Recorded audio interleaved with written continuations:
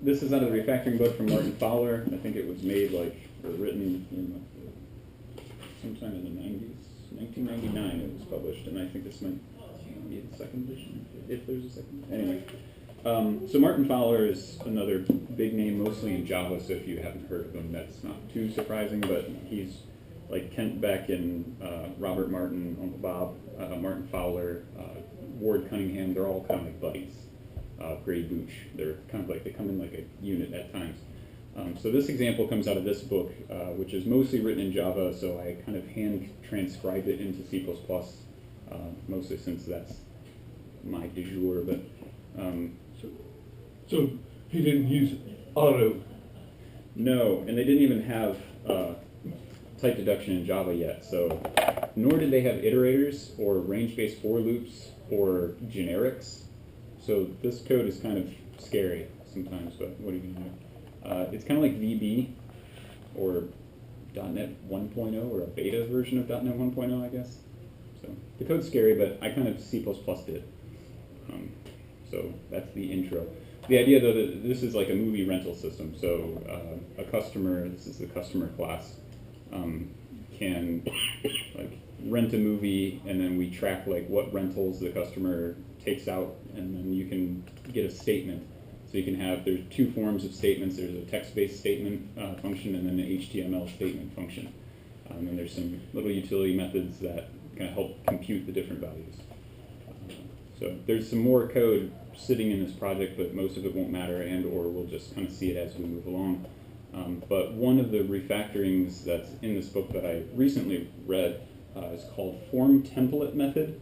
And template method is a design pattern in the Gang of Four book, which is from like the early 90s, like 92 or something. And we'll see what that looks like as we get into it. But I'm basically just going to start to refactor this. And it might be a little confusing because I'm going to just try to go through it as quick as I can and say what I'm doing. But if you get completely lost, let me know. But otherwise, I'm going to stop and then we'll go over it so you can ask some more intelligible questions. So treat this as your legacy code that you don't have to do something. Yeah, so we're basically landing in the legacy code. Now, the one advantage is that we do have unit tests already written for all of the existing code. So there's that.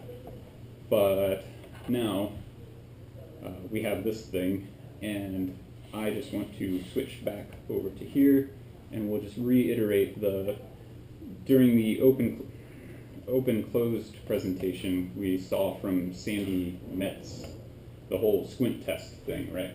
So you sit back and you squint your eyes at the code, and the one thing you check for is like the structure of it, the indentation level. So this red blob is kind of telling you how snarled the function is. And then you also look for where the different colors are according to the syntax highlighting. So you can see like control statements versus strings and things. And ideally in both of those, what she's saying is that we shouldn't see the snarling in the function. It should be much more linear, and that the colors should be bunched together. So the idea that there's just strings littered throughout the code is a hint that we're not doing things in an orderly way. So this isn't probably helpful to anyone, but this is the UML diagram of the current implementation that we're about to refactor. So there's a customer class, and it has the two statement functions I showed, and it uses rental and has movie, and there's this idea of pricing and different prices for each movie. So there you go, and now we'll go back into the code. All right. So if we do the squint test on this code, you can kind of see that there's not a whole lot. I mean, it's a simple thing, but there is some snarling going on here. Like it dives in and it has like two camel humps basically between these two functions, which kind of look similar. And then we've got this kind of scattering of strings throughout mixed in with control statements and yada yada.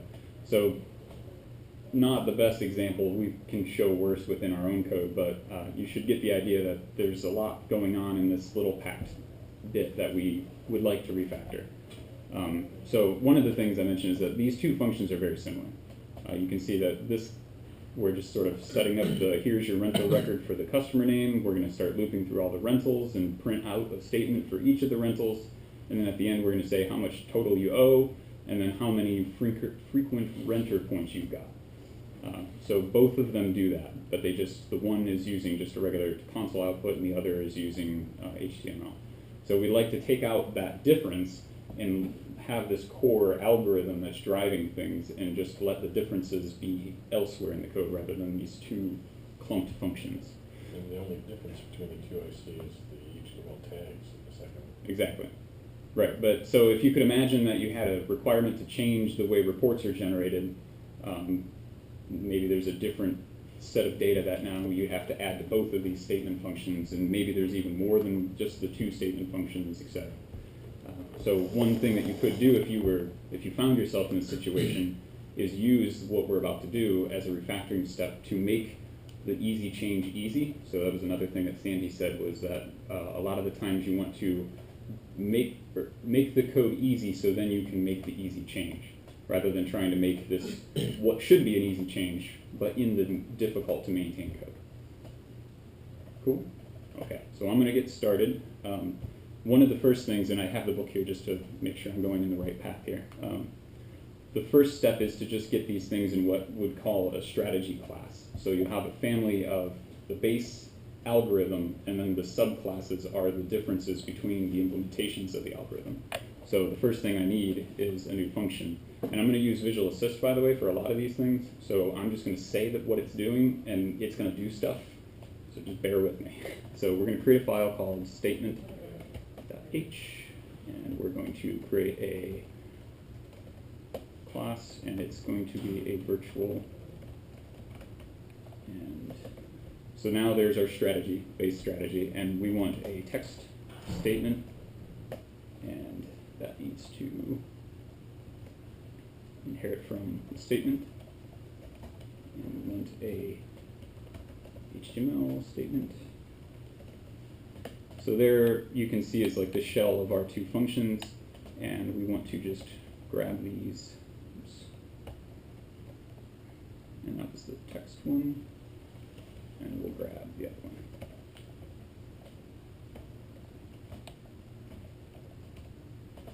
Okay. So now that we grab those two functions, we can actually replace the bodies with, we want to return an HTML statement dot statement, I think, and we're going to do that. So the thing is that we need the customer, right? Because we need to get the customer's name or whatever. This code came from the customer class, so we're going to just lift it by just saying customer ref. Okay. Whoa.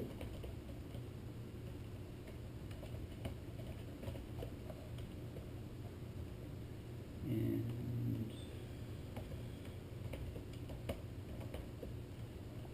all right, so there's a couple other things here. Whoa. Wrong button. We need some header files. And okay, so this function was currently, or is currently private, right? Actually, both of these are. But they're innocent. They're not hurting anything. They're already marked const, which means that they're not going to change the state of the class. So at this point, I really don't feel that they need to be private anymore because, again, some piece of code outside of the class needs it, and it's not really like breaking any invariance on the type, so it's perfectly safe to have available. So now that should hopefully fix those curlies. Hopefully. All right. Yeah, there they go. Okay, so those are cleared up, and then now the only thing missing is that we can't get the rentals out. So we actually want to expose just a way of looking at the rentals. So we will create a get rentals function.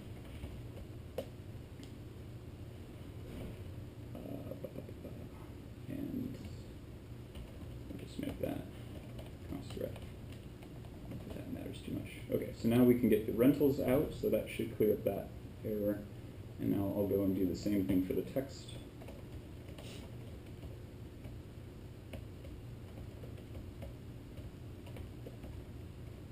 Oh, wrong one. Whoa. Okay, so we need cust and cut.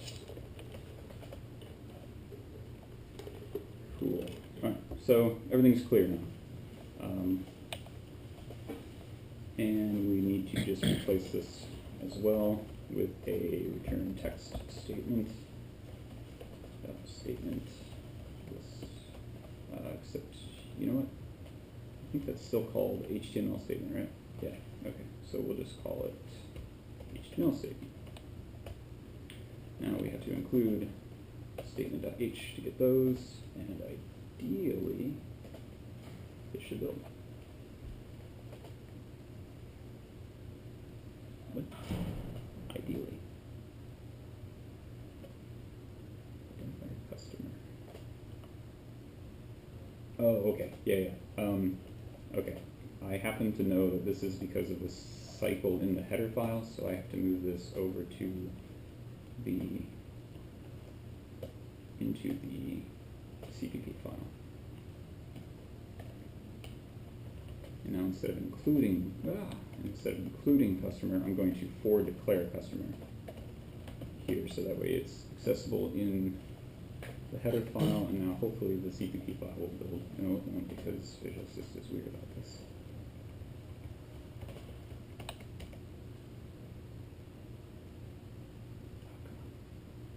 Use of undefined, oh, yeah. Okay, so now we need customer. Push back. We're pushing back? Where are we pushing back? Get rentals. Oh, it refactored all of it. Crap. I wasn't supposed to do that. I forgot to uncheck that. So all of these. Sorry. Let's see what that's. Close. Right. Okay, so customer has to be const. So we'll just make that const.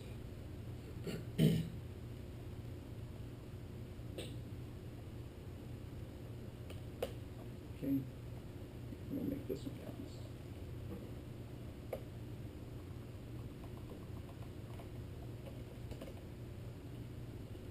Okay, that was a little worse than I was hoping, but that should do it.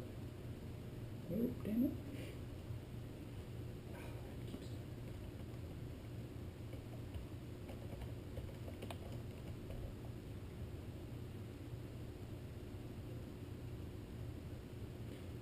Okay, so now we should be able to run our tests, and for some reason they're over here.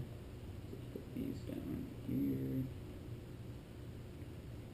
And someone on the internet was like super nice to make this really cool test runner for Catch. That is just one of the best people I could possibly imagine. Wouldn't you say, Sean? Oh, absolutely. Yeah. I completely agree. Okay, so now we have all the tests are still passing. And we have our code extracted out to this new like strategy where we have the text statement class and the HTML statement class. Now our goal is to try to make the functions look as similar as possible. So we have a statement function and an HTML statement function.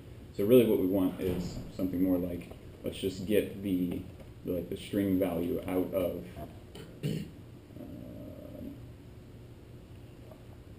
both of these, because the fact that it's an HTML statement versus a regular statement is encoded in the type now rather than the function name, and that should have updated all of that. Hopefully this still builds. Didn't update customer for some reason, so I will go do that real quick.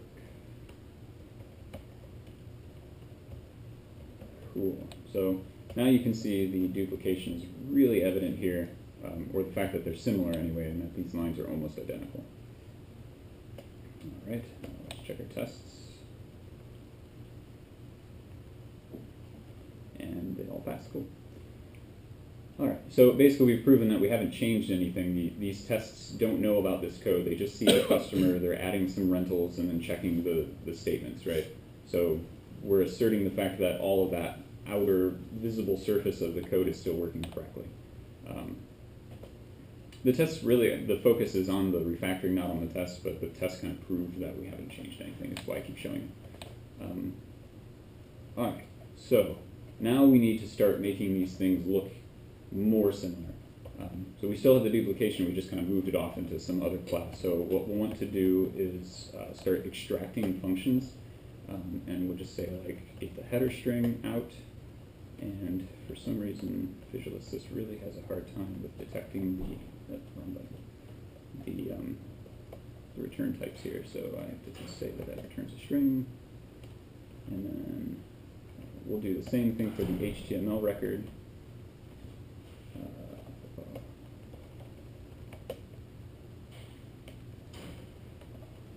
And again, we have to tell it that it's a string, not a bool, for some reason. Okay, so that should build. Cool. Let's run our tests. Running the tests. Tests still pass. Great. So again, we just extracted out this header string in both the HTML statement and the text statement classes. Now we want this one for each. Wrong button.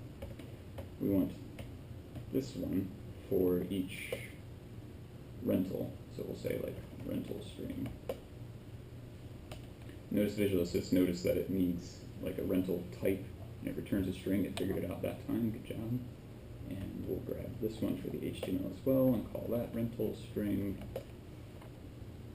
And it did not pick up return type for some reason. So that returns a string. And okay, so let's run our tests. And test pass. Did that really build? I don't trust it.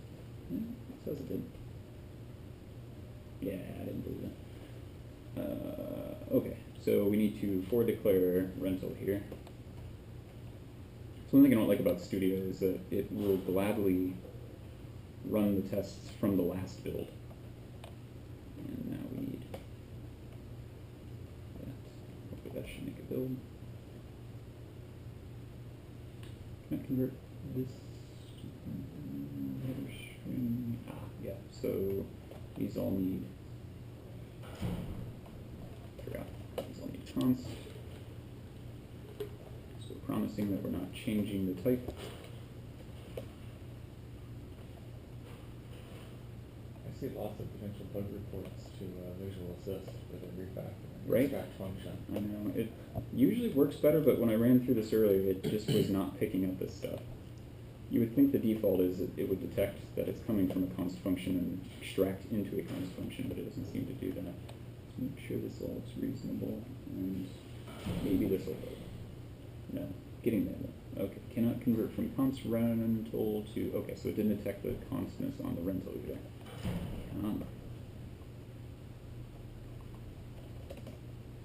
Almost there.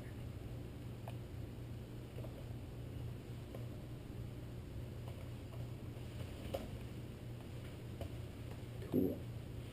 This should work. Alright. So let's make sure that that all builds. It does. Let's run the tests. Now let's see that. Okay, so they still pass. So now, Took twice as long. did they? Yeah, 2 milliseconds. Okay, that's We're all 1 millisecond. potentially noise. Let's run them again. No, now they're all in different ones and twos. So yeah, it's just mostly noise. Yeah.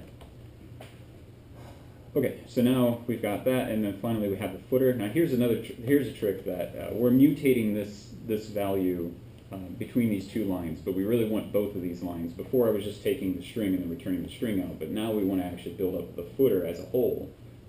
So we don't want to do that on result anymore because that's kind of parent to the function that we're extracting out of. So one of the tricks that you get used to with doing extractions is that here you would create a new one, a new string I should say, called footer, and then we can just add to the footer instead of the result, and then now the result we can say plus footer.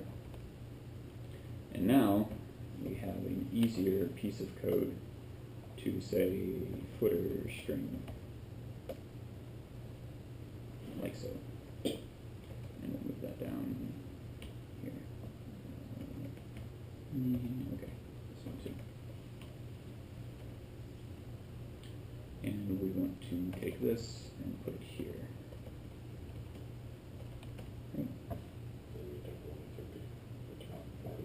Yeah, I messed up again.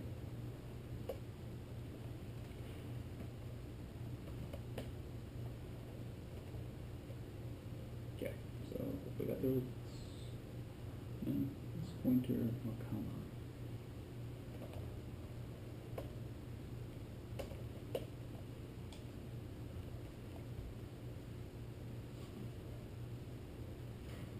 Must return a value. Right, so now we need to return footer. Yay. Okay, so now we can already kind of see that this value function is passing part of the squint test, right? That we've gotten rid of all of the strings out here, so we just have just the control statements and a single like indentation. So we've simplified it a little bit. The snarl's still there. I guess this is too simple to show, but if you had some more complicated stuff, you could imagine that some of that snarl, the indentation, would get moved out into these smaller utility methods. But now we have the same thing going on here with HTML statement, so we'll just do that same. You could just change your tab spacing. Yeah, that'll fix The it. indentation, yeah. Yes. So we'll do that same thing here. Extract that out to footer string, and we'll make sure to get all of the things that Visual Assist forgot.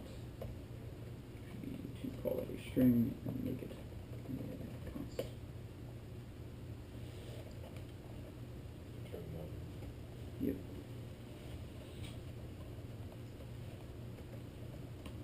Okay. I'm just reordering them. For some reason, Visual Assist puts them immediately after the function you're extracting, even though you have other functions that you've extracted. And often I try to like spell things out in the order that they're introduced, so you get the header string, the rental string, then the footer string. It makes more sense than the other way around. So let's go back up here, and we'll take that there, get rid of that, and then we will return footer, and that should build. Cool. Now let's build a project. Run the tests. And they all pass. Cool. All right, now if you look at, if I can get them on the same screen, yeah, so looking at text statement value and HTML statement value, you should notice that they are the exact same function. So now some more interesting parts of this whole thing kick in. What we want to do is, I'll just mark these in the private region because those are now kind of like implementation details. And let's get rid of some of this. Why did rental string get a std string from the text statement, but the HTML statement? I don't know. Yeah, it's Visual Assist. Yeah, better.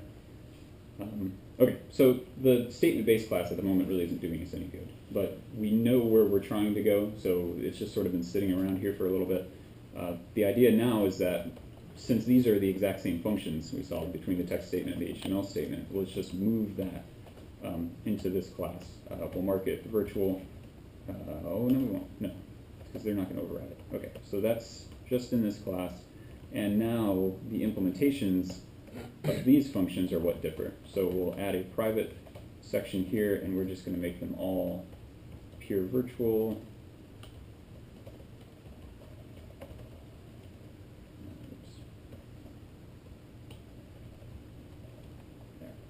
So now we have this little abstract base class called statement, and it can give you a value which returns a string, and then there may be subclass, well, there are subclasses that have to implement the different ways that the strings are built up. So now we can get rid of those functions and do that here for the value. Oh, too much. Cool. And, oh, I didn't want to get rid of that one. We're just going to pick one, and we're just going to call this statement.value now. So hopefully that builds. Cool. One additional note, usually when you're overriding functions, you want to say that you're overriding it so that way the compiler makes sure that you're doing it correctly. So Visual Assist also gives a nice little tool for that. So if we open up the code inspection feature and tell it to look at the file, it'll take a second, and then it'll say, hey, you overrode a function without saying override. So I can just say apply quick fixes, and now you'll notice that each one of those overrides now specifies the override keyword. So that's a nice little tidbit there. And now the compiler will assert that, like, let me just show you a quick example. Builds that CPP file, but if I were to go over here and just make a small change, like taking the constants off of that, I would have to do it here as well. That the compiler should now complain, hey, you said override, but you didn't yet. Method with override specifier override did not override any base class method. So the compiler now knows, like, that you told me that you're overriding something, but I can't find the base function that you're overriding. So nice little feature. Didn't used to come in C++, but they added it in C++ 11. All right, so we're back to building. Let's build the project. Run our tests. And look at them. All passed. Cool. Okay. So now we have two strategy classes, and our customer guy just can call into them with the value function and get the correct behavior. There, you could imagine some other thing where we just get a statement abstract base object or reference to one or whatever to the customer, and the customer doesn't know whether it's outputting a text statement versus an HTML statement, for example. In this example, we're still just going to leave it this way. It's part of the refactoring. We're just forming the template method. The goal is really to just get rid of the duplication between the two functions. And so now you could add some other, like, XML statement or whatever. If I can spell. That would just return an XML statement class. What? No, it's not state. And do the same trick here. Right. And you would just implement those three header, rental, footer string functions, and then you're done. You don't have to do the whole algorithm. So now we've separated the idea of how the strings are presented from the actual algorithm that puts all of the strings together. And so another benefit is that if you wanted to change, like, the way that the header is formatted, or put like an extra thing that doesn't change based on the type, if you had some like company name header at the very beginning, you could put that in this one function instead of having to place that in all the other subclasses. So there's just many small advantages to this very trivial use case example, but that is basically it. The last thing, just to show you some more like tricks that we can do with Visual Assist, and we can do these by hand if you needed to, but it kind of sucks having them all in the same file, right? So we can move them to another file, but first step would be to move each implementation into the header file so they're all together. So we just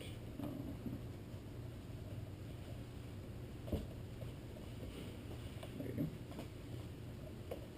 Just move those up into the class.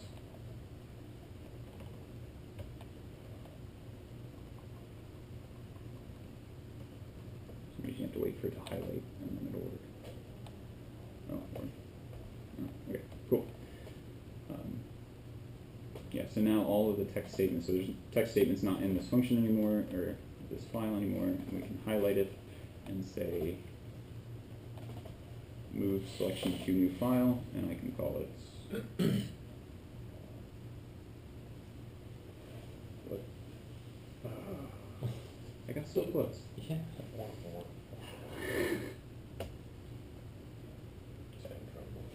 Luckily, we're now opening Composer SLN, so it won't take long to come back. I got real far.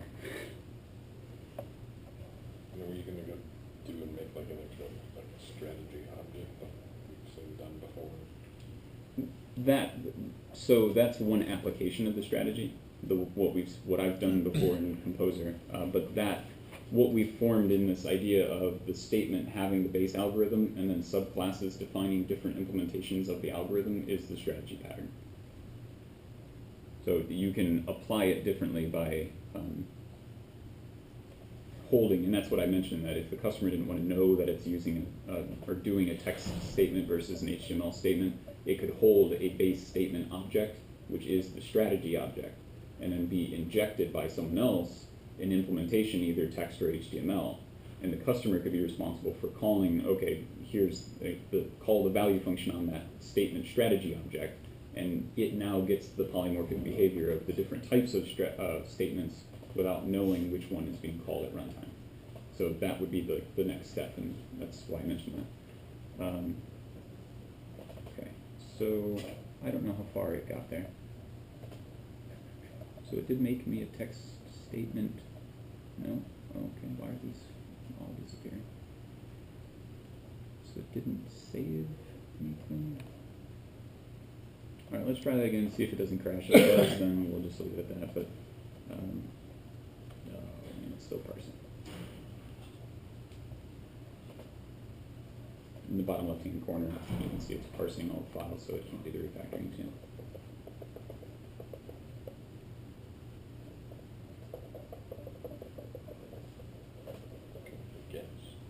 You could make a guess. It would be nice. And no, didn't make a guess yet. I mean, first time through, it's taken a while, but pretty a while. There.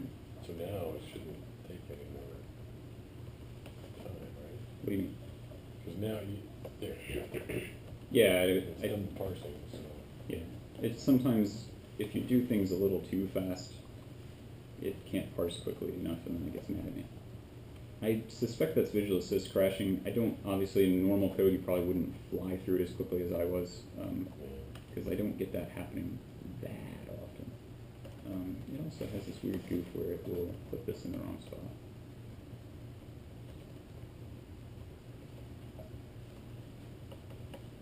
So we'll just do that.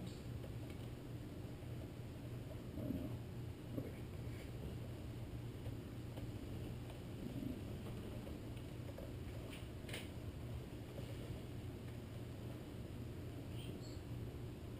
Okay, so now they're all in one bunch, and so now you can just say move selection to a new file.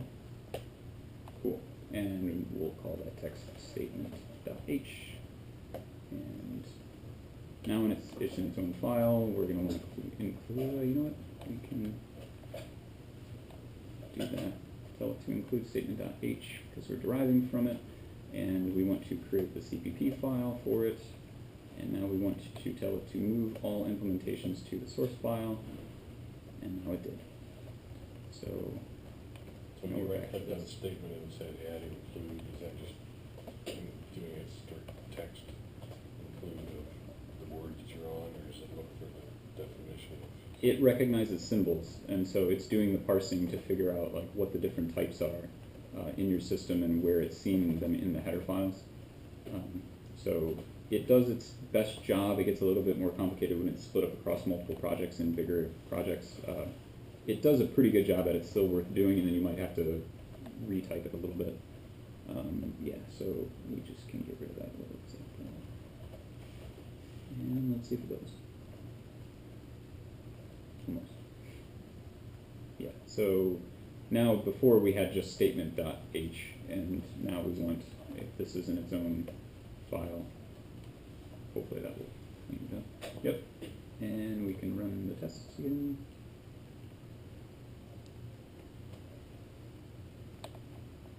And they all pass.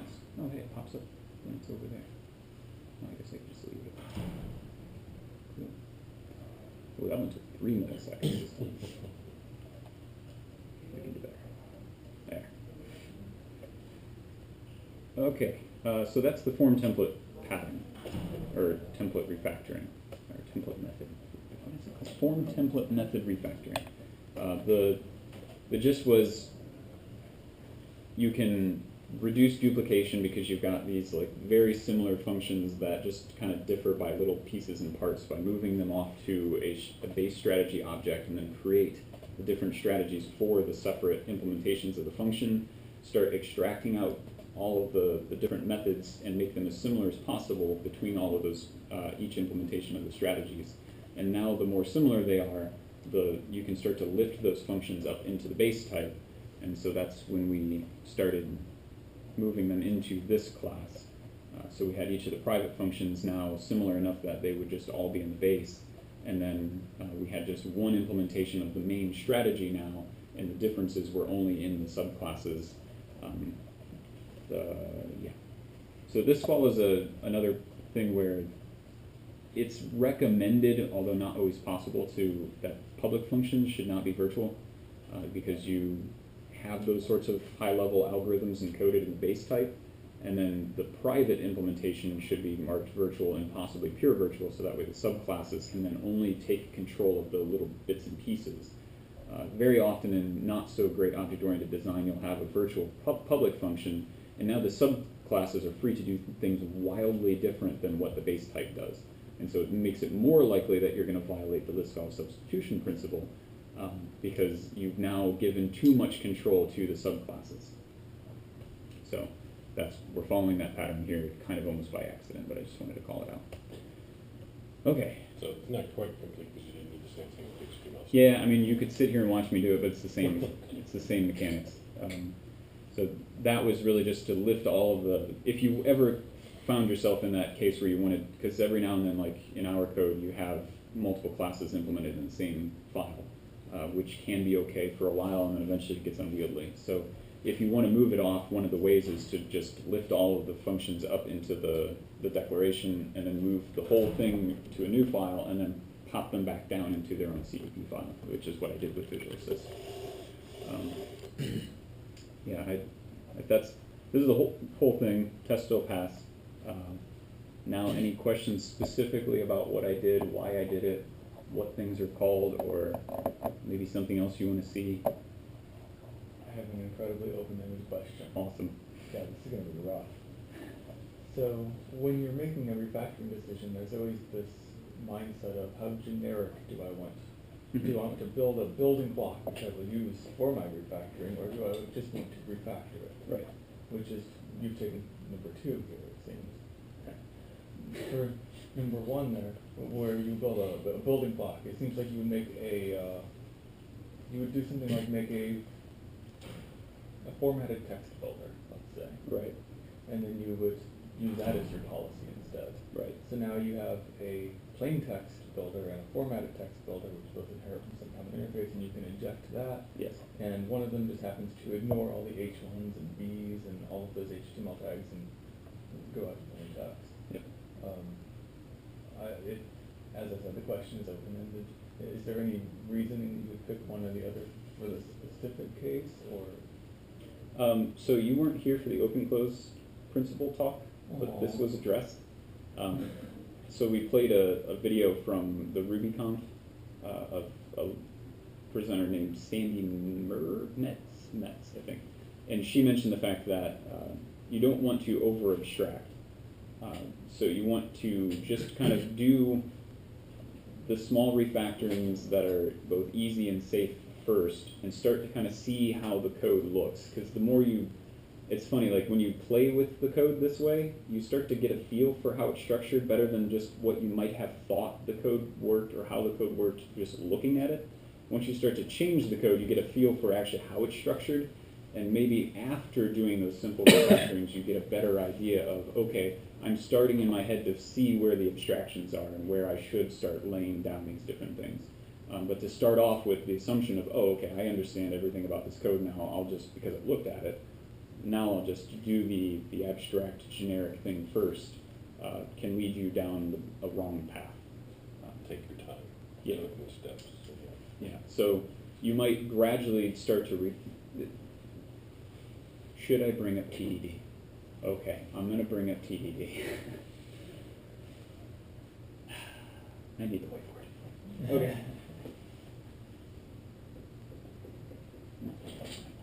Okay.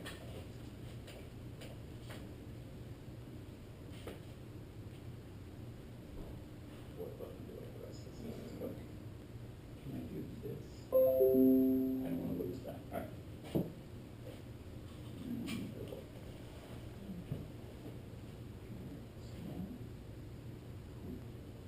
Okay. So test-driven development is kind of where he's getting at, or at least to help justify the answer to Sean's question, maybe. Does anyone know what test-driven development, or TDD, is? Other than Rob, since I probably told you. Yes?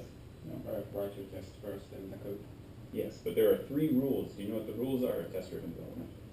Okay, cool. So test-driven development, the idea is that you're driving the development with tests rather than writing the production code first and then testing it after the fact. You're writing the test before you even have the production code. Then you make the test pass, and then you write some more production code. Then you make the test pass, then you write some more production code. I said that wrong, but anyway. So the little there's a pattern where you start with a failing test, and then you make the test pass.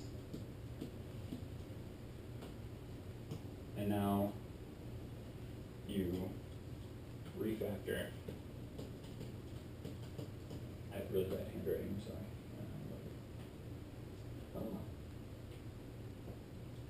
Alright, so there's this cycle that you're going through. So you start with a failing test. So you just, from the very beginning, you might write something along the lines of this, and I'll try to make that even bigger. We have a very simple test case, and the first line you might write is that, okay, well, I need a customer. So you just say customer equals customer, and you haven't even written a customer class yet. So the test fails because it couldn't even build. So your first job is to get it to build. So you create a customer class, and maybe it has a constructor that takes a string, and now that line of code compiles, and you haven't asserted anything yet because you only have that first line. So now your test technically passes. If you were to run it in most test frameworks, if you don't assert anything, the implication is that it passed. So now you can refactor if you want, but at that point there's really nothing to do, so you go back to fail. So now you write more of the test to say, okay, well, I need to add a rental to it. And so you write that line of code, and now you need a rental class, and you need to add rental function on the customer. Now it builds. You may not do anything inside of the add rental function though. Like, you're just taking a rental class. The goal is only to get the test to pass. You don't write any more production code than necessary to make the test pass. So you pass in the rental class into a just stubbed out add rental function that doesn't have any behavior in it. Now there's really nothing to refactor, so we go back and we need to make it fail. So you start saying, okay, well now I want to call the statement function on the customer and get some expected string out of the statement. Now you're back to a failing test, and the whole goal is to make the test pass. Now you have to start worrying about implementing the add rental function and supplying a real implementation of the statement function as well. And you just do that in the dumbest way possible, by any means necessary. Right, Sean? Yeah. You make the test pass by any means necessary, so you don't think too hard about it. You don't come up with these clever abstractions or anything. You just implement it the simplest way possible to make the test you've written pass. And then now you have the production code that works for that test case, and your next step now is to come up with something. If it doesn't implement all the requirements yet, you write another test or additional requirements on that one test that cause it to fail, and then you hone in on the implementation. So by following this method, you're actually much less likely and actively discouraged from sitting there up front and trying to think about what those high-level abstractions are going to be. Instead, your goal is really just to, as you saw in my example, is as I was doing the refactorings, I'm constantly building, running the tests. Takes a second or two, then you're back to the code.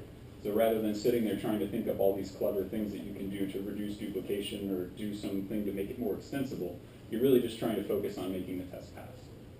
And you're going through that cycle of, when you make a test pass, it's like, what's the next requirement? Does this meet my needs yet? Yeah. And if there's a no, then write a test. Except you skipped this step. Once you make it pass, you look at the implementation and see, should I refactor this now? So because you're focusing really on just making the test pass, you intentionally write some ugly code. And that's why this is put in here to say, okay, now we have all tests passing.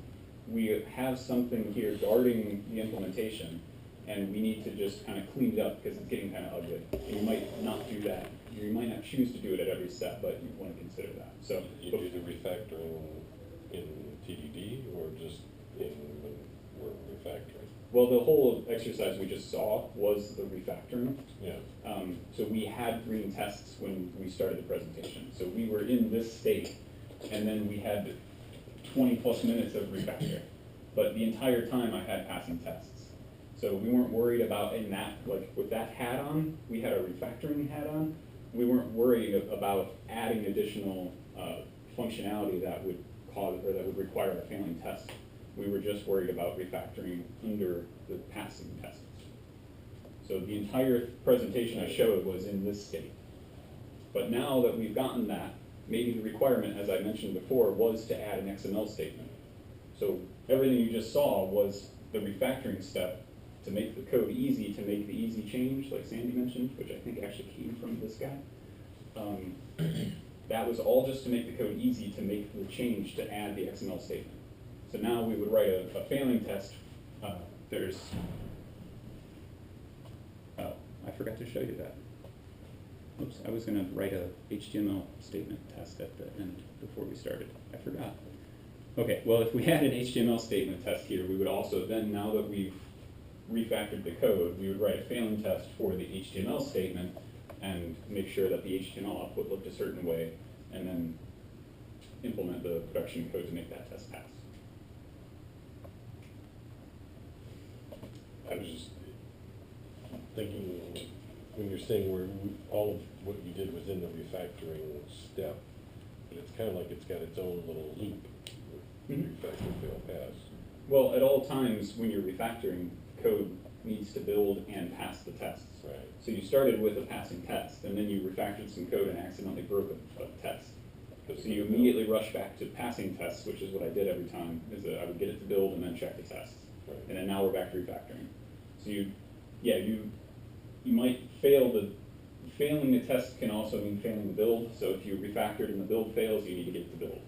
And then if it builds, the test should also pass, and then you now have the freedom to continue refactoring. Right. But you have like different focuses, and one of them is that, again, to make that easy change, your focus is refactoring. So you're trying to get here versus here. You just want to continue. You just want the test to continue passing, but your focus is really getting yourself back into the state where you can refactor. And the safest way to refactor is while you have passing tests. When do you decide that you're done refactoring? Once you feel the change you're trying to make is easy enough that you're okay with adding. So it's just completely gut feel, really. Does that answer your question, Sean? It was open-ended, you could have stopped any time. Good. Yeah, so I didn't show TDD, but I was doing it basically by trying to keep myself in this state by, getting the test continuously passing at all times. I did want to have that extra test, I completely forgot, and we could write it now. It's kind of defeats the purpose since the code's already been changed, but the idea would have been to write a characterization test like I showed previously. If anyone wants me to, I can do that now, just to kind of show it again. It's a much simpler characterization test this time. Okay.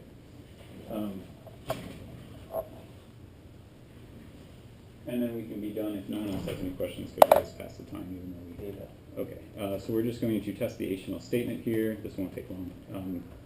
And this one happens to test, wrong button. This happens to test the regular text statement. So we'll just steal the code.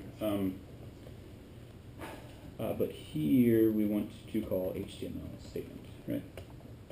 Now, ideally, we would have done this first, and then we would guarantee that whatever string we get out of this particular situation would have been what we originally had the implementation return, and then we could start refactoring and then make sure that the test continued to pass. So at each point, we were making sure that the regular statement function, because we already had a test on the statement function, I forgot to write one on the HTML statement function just to make sure that our refactorings didn't affect it. But I didn't, but we'll just do it post-mortem. So now that should fail. Yeah, it will fail. Actually, I can show you that because that's a good idea. So let's run the tests. You'll see on the right-hand side, a new one should pop up, and it fails because we're asserting the regular text statement string. So we just took the code, kind of called a function that we don't know exactly what the result's going to be, but let's assume that I didn't change the code, and now we can step through it and get the actual value out of the debugger.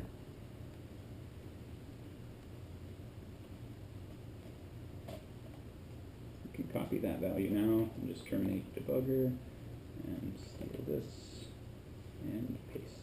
There. So now magically this is what we expect from here on out. We'll build. We'll run our tests. Wrong button. And now that HTML statement test passed. Now we're in the situation where we've added a characterization test for HTML statements, so all of the things that we want to refactor between the statement and HTML statement functions are under test, and now we're free to refactor like we just did. I can probably guarantee you that that was correct, but we'll just assume that it was, but that would be a realistic way to approach the problem. That we did have a batch of tests, but not quite all of the things that we wanted to have tested to be able to do the refactorings. Yeah, my bad, I completely forgot. Okay, question? I'm trying to piece it together still.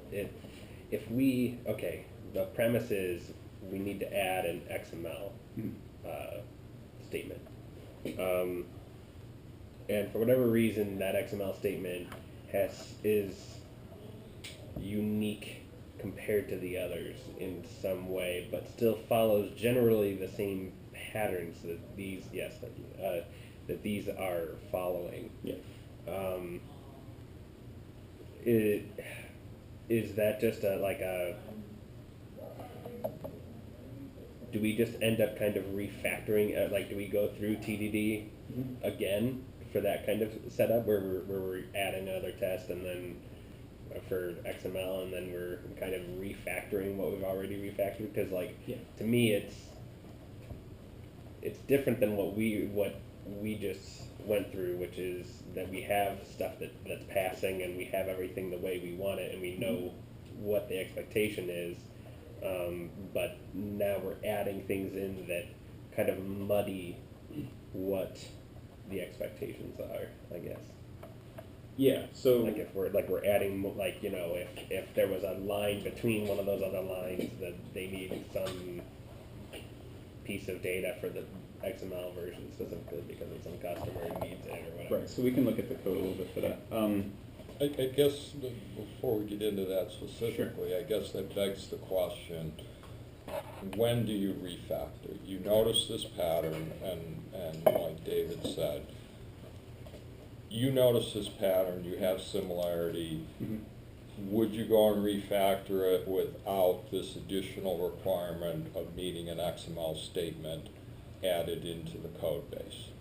So, because, I mean, yeah, 20 minutes, whatever, but it's a trivial example. I mean, obviously, most cases are going to be a lot more complicated and take a lot more than 20 minutes. You're going to be disrupting the code. Is it worth doing for making the code better? I would think in general, no, but clearly when you have the XML statement, that's the time at which you would consider doing this. And then maybe the follow-up statement or question would be, if that original function was, say, taking a parameter that was specifying the type of statement, and things were broken out, you know, the stuff that you pulled out and made common was basically common within that function, and then there was just an if statement to set up the strings, whatever. So it was already, say, partially factored. Right. Would it then be worth going through the effort to turn everything into dedicated classes and all of that? I mean, I'm sure there's no absolute answer, but where do you kind of see the line at which you would decide to go through a full refactoring, just say, well, it's separated out enough, it doesn't have too much ugliness in it, just add to it, etc. So we've got 20 years of don't add some more ugliness. Exactly, I pay smack. Yeah. That's how that became, but clearly that should have been probably refactored earlier on, but there's got to be tons of cases like this where, yeah, there's some duplicated code and some of it's already, you know, already kind of factored within the function itself. So what's the practical answer to when and how invasive you become with the existing code base? Okay, so I will start with saying that it is absolutely the thing where you should only refactor when you have a demand for the code to change. Okay. I don't find a value unless there are, unless the code base is rigorously, that's the word. Unless the code base is rigorously tested and you know for a fact that there is basically zero risk to changing the code because you trust your test so much that you are happy to send a copy to the customer immediately because your test passed, then at that point you're in a weird situation that most people aren't, that you can do whatever you want whenever. But if you're not, which we tend not to be, the only good time to pay that cost is if you feel it's valuable, that the change you need to make will be nasty and take a lot of work. And okay, I can see that there is a structure here that would make it simple. So you can kind of see the end game. And Sandy mentioned that where like the incremental complexity goes up because you know what the end game is going to look like, and it really helps to know what the end game is going to look like, which is why we're kind of having these sessions. Once you know what the end game looks like, you might start going, okay, yeah, that's worth it. I want to be able to make that change there because I can trust myself to do that. And she mentioned that she's, Boolean handicapped or something, where there were these complex Boolean structures that she didn't even understand. But by doing small refactorings, getting additional tests in or whatever, you're safer to make those small refactorings now than to try to think in your head like, okay, this is where I need to make the change. And then you did it wrong. So if you often, like I mentioned with Sean, when you're refactoring the code, you get a better understanding of it at the same time. So honestly, I do that all the time. The other book, the Refactoring for Working Effectively with Legacy Code, has a concept called scratch refactoring, where you can just go into the code and start refactoring it with no intention of ever checking it in. So you know you're going to throw this code away, this change away. But by refactoring, you start to get a better understanding of how that code works. Then you toss all of that out because you're not comfortable with it yet because you don't have it under test. But now with that extra understanding, you can go in and make that little change that you need. So you sort of did the refactoring to make the code easy to change, but really what you did was find the point that you need to make your change and then take it back and sort of project where that point is in the original code. So you still kind of get the benefits of making the easy change without actually the risks of making all of these refactorings. So that's another technique that you can do. It's, like you said, it's completely up to the situation, how you feel about the code, how you feel about, I know that we're going to be asked for more things here or something, like the customer needs 1,700 different statement formats. So rather than me coming back in 2 weeks and adding some other for Excel statement or something like that and having to deal with the code, I'm just going to do it now and create the strategy and do the refactoring so I can thank myself or my coworkers can thank me in 2 weeks when it's way easier. But otherwise, yeah, I wouldn't go hog wild just refactoring all the code because it feels good, unless you have really good tests. Well, whatever.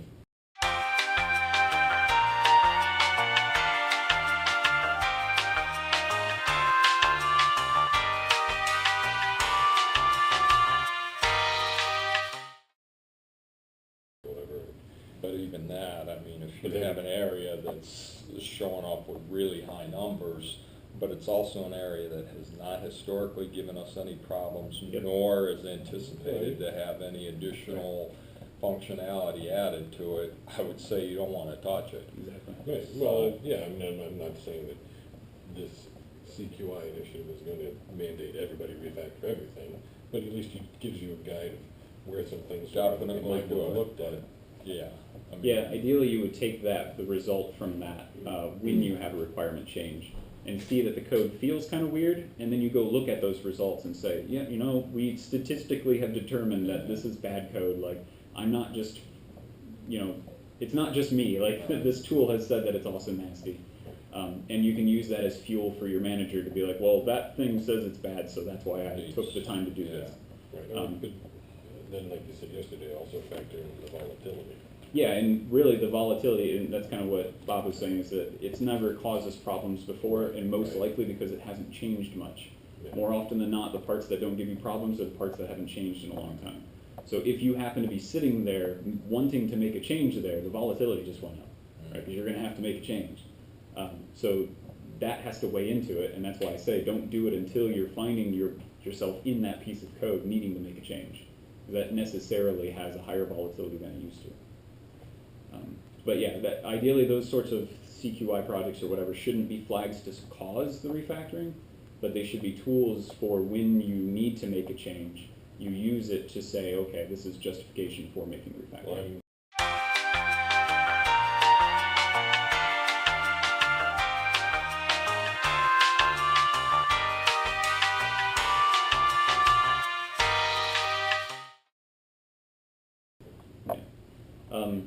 So returning back a little bit to the topic, Please. and yeah, that sort of thing is ideal for new feature development where you are really isolated away from the system, or can easily make yourself isolated away, because now you're kind of in your own little green field. So you've got this small little place where you just everything's great, and you don't have to worry about all the other nastiness going on. And that ties into why I've been trying to push for making it possible to make plugins into Composer, is that those plugins are little baby green fields where you can start doing this sort of stuff, where the plugin implementation can be done test-driven development-wise. So you have the tests done. Now if new requirements come in on the plugin, you have the tests for the next developer or yourself in the future to make changes more quickly and know that you're not breaking, at least you're not introducing regressions. So that's really what the automated tests are testing, are the regressions of the existing behavior of the system. So it's harder to do test-driven development on an existing system, but it is possible to bring yourself into a green field and do that on the small scale.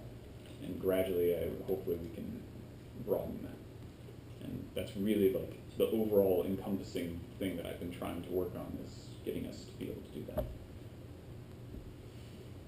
But otherwise, we're left with techniques from this book and the working effectively legacy code, so we shall continue. Cool. Anything else?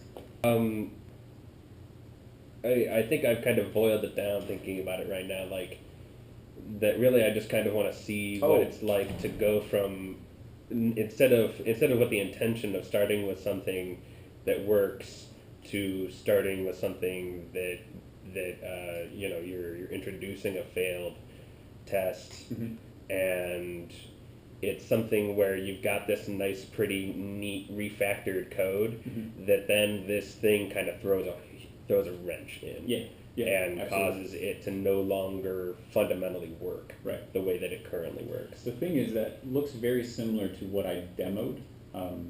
We just had more obvious hints that there was a change needed. So we had that obvious duplication between the two functions of statement and HTML statement. Yeah. We've now refactored it and kind of made things look better, but as you said, the new requirement may throw a wrench in that, and that it just completely breaks it all down. Yeah. You still have the tests that go through that code. So refactoring is still the thing if necessary. If you can take the wrench out and get the gears turning again, you do that with the refactorings first. So if for whatever example, let's say that, I can point at the code real quick, I started to, so this function here, for whatever reason, the new statement thing doesn't follow this exact algorithm. Right. So maybe there's something before or after the header, but before each rental, that it just this one needs to do this one thing. Yeah. What you would do is just go into, at least in this example, and this is just an example of one thing that you can do. Right, and that's really all I'm really looking for right now. Is just say, do that thing, whatever, I can terrible at names. Right? And that needs to be virtual. So now we can get an implementation of do that thing, and by default, it does nothing. Now that's the existing behavior, and we can call that thing here. And now it just so happens that the HTML statement will just say it needs to override that one. So we'll go and implement provided folks. Right. So this one HTML statement is the only one that implements do that thing with something of substance. And whatever, I don't know what it's actually going to do, but that gives you an example. So we have the regular text statement that is just piggybacking on the the no-opt behavior in the base strategy class. And it just so happens that HTML statement is the only one that implements the actual thing.